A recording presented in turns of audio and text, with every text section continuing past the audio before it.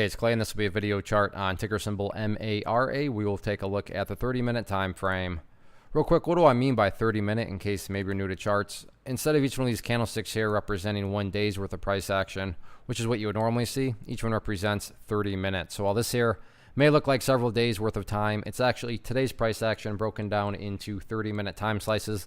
I like to do this time frame. I think it's a good job of telling the quote-unquote story of the price. And in this situation, makes mapping out a very logical question quite straightforward. And that question revolves around the fact that today the price made a really nice movement. When you consider where the price was just last week, and now you look at where the price is, any rational person is going to say, yeah, the bulls definitely made a very nice move on the day. However, that does lead to the valid question of, but is there any sort of true power behind this price movement?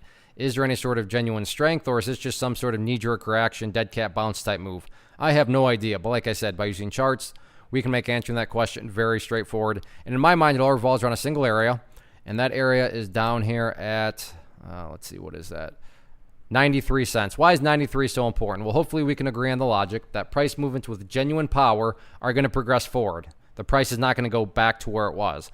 I'm assuming you're saying, hey, thanks, Captain Obvious. Of course, if a price movement is truly powerful, it's not going to go back to where it was. That would be a contradiction. Exactly. So with that in mind, think about 93. Any sort of closes below there, or worse yet, if the price separates to the downside, what would that be doing to the price at that point in time? That would literally be putting the price right back inside of that range that it just broke out from. Again, going back, not a sign of true strength. Or let's say the price pulls back here, behaves in this manner, and then starts to work its way back upwards. What would you have in this situation? Well, you'd have a set of lows right here. You'd have that set of lows right there. You'd have these lows down here. Each one of these, if you picture those as stair steps, well, hey, now you have stair steps progressing in the upwards direction. And again, that's the name of the game. That's what a truly strong move is going to do over time. It's going to make progress forward. And in this situation, I'm just defining and quantifying that statement, make progress, as again, 93 cents. What about levels of resistance? Two main ones stand out to me. The first is more so that shorter term one right there at $1.05. If the bulls can push through $1.05, then the next key one right up there at $1.10. I realize the price did go up above there, but also the price, you have some of these shadows up around here. So I'm just splitting the difference and calling it up there at $1.10.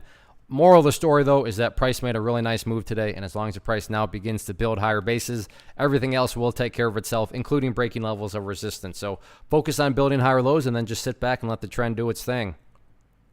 One of the biggest questions that I get is, hey Clay, how do you find the stocks that you trade? So what I've done is put together a free resource guide where I talk about the tools that I use to locate stocks that I find interesting and think may have potential. So if that sounds like something that could add value to you as a trader, then click on the image that is up on the screen right now and I will email you the guide. The guide itself is very short and to the point, and best part, it's completely free. Thanks for watching the video. Let me know if you have any questions.